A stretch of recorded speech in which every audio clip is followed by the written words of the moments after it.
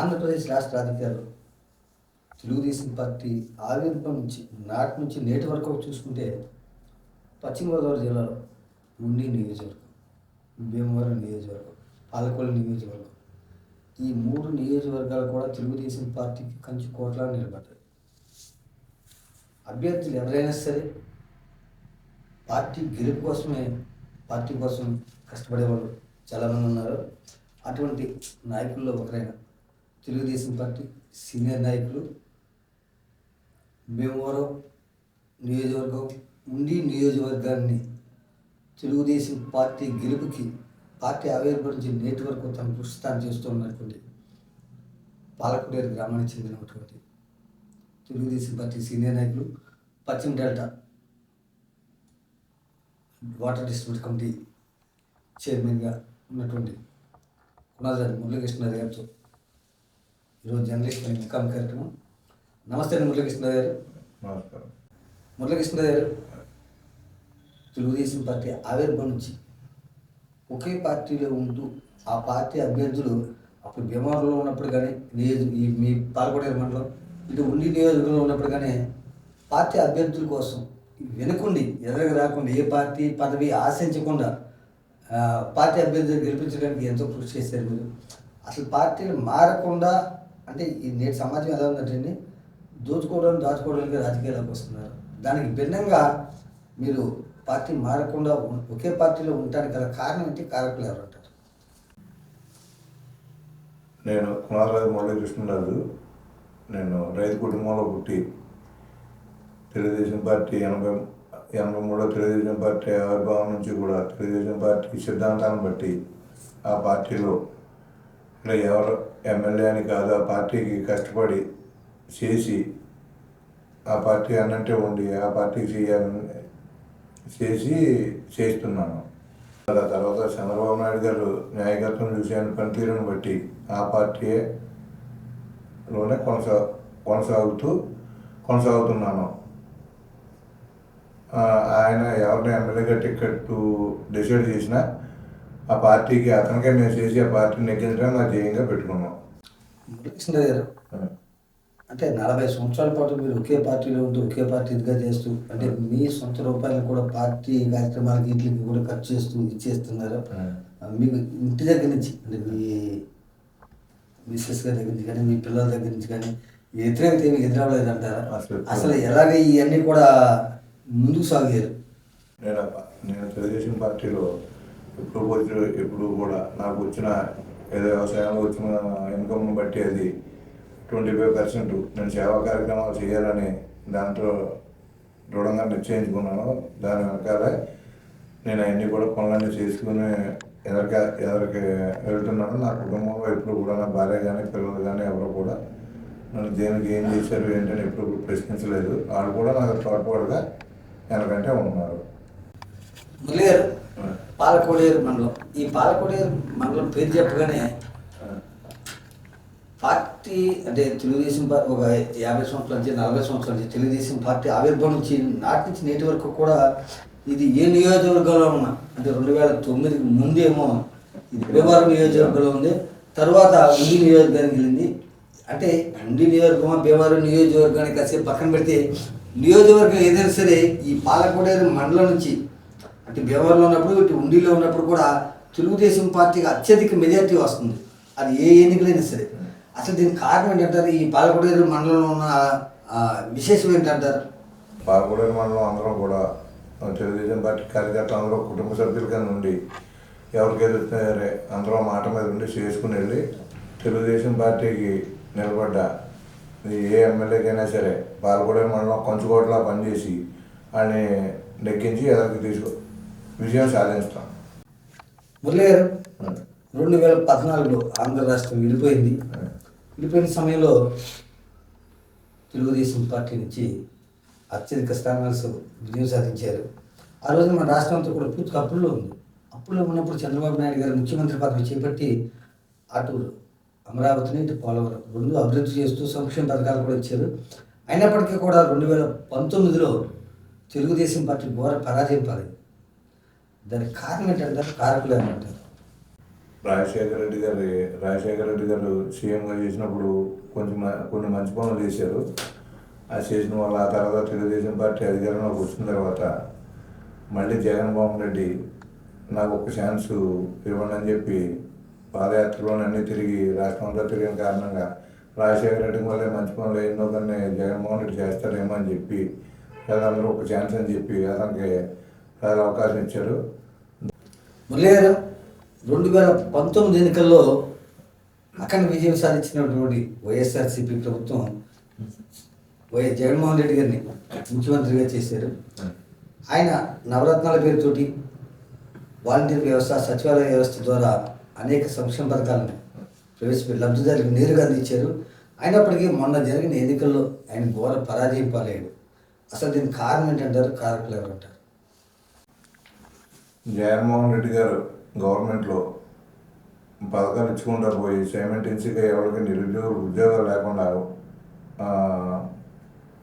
ఇబ్బంది అయింది. ఆ తర్వాత దాంట్లో ఆ గవర్నమెంట్లోనే ఎమ్మెల్యేలకు కానీ ఎంపీలకు కానీ భద్రత లేకుండా, ప్రజలకు భద్రత లేకుండా పోయినప్పుడు అందరూ కూడా ఎవరో ఎందుకు మన రఘురామకృష్ణరాజు గారు ఒక ఎంపీ ఉండి ఆయన్నే కొట్టి ఆ గవర్నమెంట్లో ఆయనకే భద్రత లేకుండా పోయినప్పుడు ఇంకా చిన్నపాటి కార్యకర్తలు కానీ ఎవరికి కానీ భద్రత ఎలా ఉంటుంది అని చేత ప్రజలందరూ కూడా అటువంటి పెద్ద ఆయనకే భద్రత లేకుండా జరిగినప్పుడు ఇంకెవరికి భద్రత ఉండదని ఆ గవర్నమెంట్ని వ్యతిరేకించి అందరూ కూడా మళ్ళీ వ్యతిరేకంగా చంద్రబాబు నాయుడు గారిని ఎన్నుకున్నారు. మురళి గారు, కూటమి ఎన్నికలు మన జరిగిన ఎన్నికలు కూటమి ప్రభుత్వం అఖండ విజయం సాధించింది. ఈ కూటమి ప్రభుత్వం అఖండ విజయం సాధించడానికి కారణం ఏంటంటారు? కారకులు ఎవరంటారు? ఆ రోజు మన పవన్ కళ్యాణ్ గారు 50 సీట్లు 60 సీట్లు కావాలని చెప్పి మొదటిగా అడగడం జరిగింది. కానీ జగన్మోహన్ రెడ్డి చేసిన అరాచకాల వల్ల మనకి ఎన్ని సీట్లు ఇచ్చినా పర్వాలేదు అని చెప్పి పవన్ కళ్యాణ్ గారు తగ్గడం, చంద్రబాబు నాయుడు గారితో మాట్లాడి ఎన్ని సీట్లు ఇచ్చినా మనం జగన్మోహన్ రెడ్డి ఎట్టి పరిస్థితుల్లోనే రానివ్వకూడదు, వచ్చే రాష్ట్రం పనికిరాదని అతను నిర్ణయం తీసుకోవడం పవన్ కళ్యాణ్ గారు. అదే రఘురామకృష్ణరాజు గారు కూడా ఫస్ట్ నుంచి ఎంపీ కావాలని ఆయన కోరిక, ఎంపీకి ఉందాం అనుకున్నారు. కానీ జగన్మోహన్ రెడ్డి ఎట్టి పరిస్థితుల్లోనే రాకూడదు, మనం అందరం కలిసికట్టుగా చేయాలని ఎమ్మెల్యేకి కూడా ఆయన తగ్గి ఎమ్మెల్యేకి వచ్చి మనం గెలిచి చేయాలని ఉద్దేశంతో అందరూ కూడా మాట మీదకి వచ్చి చేసి అతను అరాచకాలను అరికట్టాలని ఉద్దేశంతో ఎదురుకు వచ్చి కూటమి ప్రభుత్వం కేవలం జగన్మోహన్ రెడ్డి గారి వల్ల కూటమి ప్రభుత్వం ఏర్పడింది. పవన్ కళ్యాణ్ గారు రఘురామకృష్ణరాజు గారు ఇద్దరి వల్ల ఎదురుకెళ్ళి తెలుగుదేశం పార్టీ గవర్నమెంట్ మనం సాధించుకోగలిగాం. మురళి గారు, మీరు 40 సంవత్సరాల నుంచి పాలకోడేరు గ్రామంలో, పాలకోడేరు మండలంలో రాజకీయాలు చేస్తున్నారు.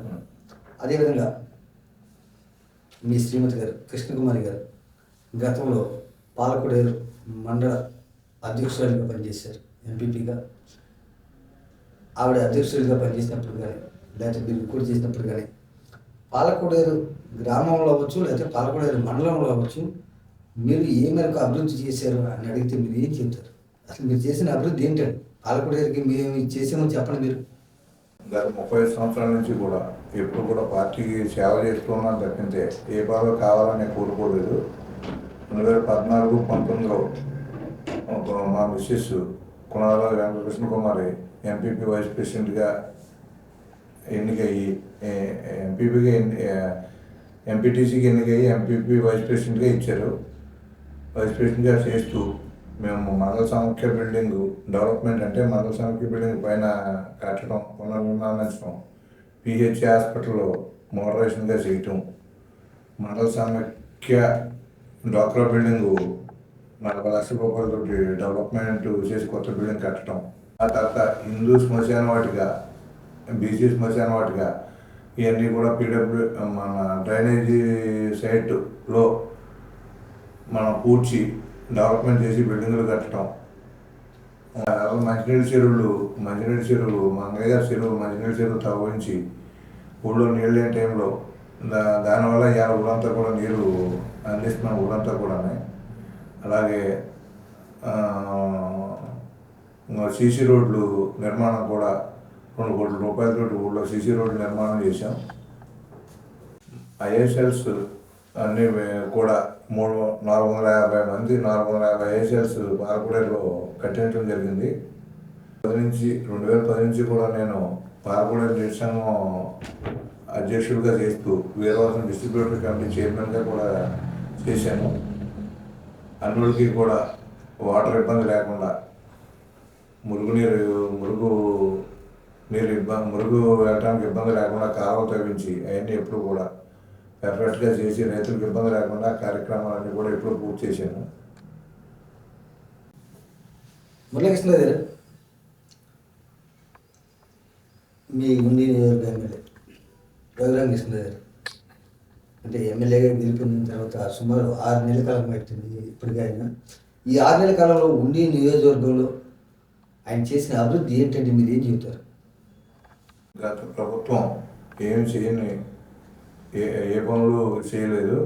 కాలంలో అన్నీ పూడిపోయి మురికాలలో పంటకాలలో అన్నీ కూడా పూడిపోయి నీరు రాని పరిస్థితుల్లో పొలం పంటకు నీరు లేకపోవటం, చేలలోంచి మురుకు బయటికి వెళ్ళకపోవటం, త్రాగునీరు కూడా చెరువులకి సకాలంలో త్రాగునీరు లేకపోవటం, ప్రజలు ఇబ్బంది పడటం ఇవన్నీ జరుగుతున్నాయి. రఘురామకృష్ణరాజు గారు ఈ ప్రభుత్వంలో రఘురామకృష్ణరాజు గారు ఉండి శాసనసభ్యులు అయిన వెంటనే పాత ప్రభుత్వంలో డబ్బు లేని కారణంగా ఇప్పుడు ఈ ప్రభుత్వంలో డబ్బు ఇవ్వలేని కారణంగా ఆయన సొంత నిధులతో బయట నుంచి ఆయన ఏం చేశారో మాకు తెలియదు. బయట అందరినీ మాట్లాడి అందరితోటి కూడా మురికాలలో అన్నీ కూడా ప్రొక్లైన్లతోటి పంటలతోటి పెట్టి గుర్రపడెక్క తీసి తవ్వి మురికాలలో అన్నీ కూడా క్లియర్గా పైనుంచి కింద వరకు ఆయన కాన్సెన్స్ అంతా కూడా శుభ్రంగా చేశారు. అలాగే పంటకాలలో అన్నీ కూడా తవ్వించారు. ఎక్కడ ఏ కాలంలో గుర్రపడెక్క లేకుండా చేశారు. సాగునీటికి మురుగునీటికి ఇబ్బంది లేకుండా చేసి ప్రభుత్వం ఎక్కడ కూడా ఊరి భూమి ఎక్కడ కూడా మొలగకుండా అన్ని సస్యశ్యామలంగా చేశారు. ఆయన ఉండి కాన్స్టిట్యున్సీలో 4 మండలాలు ఉన్నాయి. 4 మండలాలను కూడా పిహెచ్ హాస్పిటల్స్ అన్నీ కూడా మరామతులు చేయించి దాంట్లో వైద్య సిబ్బందిని అందరినీ ఏర్పరిచి చేయించారు. అలా హై స్కూల్స్ అన్నీ కూడా బాగు చేయించి హై స్కూల్స్ ఎన్నడూ లేని స్థితిలో ఎంత డబ్బు అవుతుందో తెలియదు. అలా హై స్కూల్ అన్నీ మోడర్న్గా చేయించి సిఎన్ఆర్ మొత్తం 4 మండలాల్లో కూడా అన్ని పనులు కూడా ఆయన పూర్తి చేశారు. ఏమైనా ఉంటే 10% పనులు కొంచెం పెండింగ్గా ఉండొచ్చు, అవి కూడా కంటిన్యూ అవుతున్నాయి.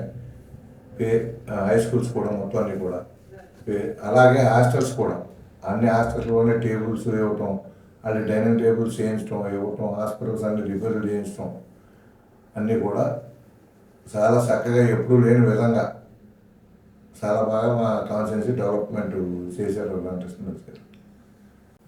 మురళి గారు, ఇప్పటి వరకు మనం చూసుకుంటే సర్రాజ్ గారు గతంలో 5 సంవత్సరాలు ఆయన ఎమ్మెల్యేగా పనిచేశారు. తర్వాత కలపూడి శివ గారు 10 సంవత్సరాలు ఎమ్మెల్యేగా పనిచేశారు. కలపూడి రాంబాబు గారు 5 సంవత్సరాలుగా పనిచేశారు మీ ఉండి నియోజకవర్గాన్ని. ఇలా ముగ్గురులో ఉండి నియోజకవర్గాన్ని ఎవరు అభివృద్ధి చేశారంటే మీరు ఏం చెప్తారు? పార్వతి సర్రాజ్ గారు ఆయన గవర్నమెంట్లో మన కాంగ్రెస్ గవర్నమెంట్లో ఆయన చేయవలసిన పనులన్నీ కూడా అప్పుడు ఎమ్మెల్యేగా ఎలక్ట్ అయిన తర్వాత ఆయన చేయవలసిన పనులన్నీ కూడా చేసుకెళ్ళారు. తర్వాత ఇంకా మన ఎమ్మెల్యే శివరామరాజు గారు ఓ టర్మ్ ప్రతిపక్షంలో ఉన్నారు. ఆ తర్వాత టర్మ్లో మన గవర్నమెంట్ వచ్చిన తర్వాత ఆయన చేయవలసిన పనులన్నీ కూడా గవర్నమెంట్లో చేసి పనులన్నీ కూడా అభివృద్ధి పనులన్నీ కూడా చేశారు. తర్వాత మంత్రి నాగరాజు గారు ఎలక్ట్ అయిన తర్వాత మనకి జగన్ గవర్నమెంట్లో ఆ ఎమ్మెల్యేలు నెగ్గి వాళ్ళే ఎమ్మెల్యేలు ఏ పనులు చేయలేకపోయారు. ప్రతిపక్షం ఉంటే రాంబాబు గారు ప్రజల ఇబ్బందులన్నీ కూడా గవర్నమెంట్ దగ్గర తీసుకెళ్ళి అక్కడ పోరాటం చేశారు.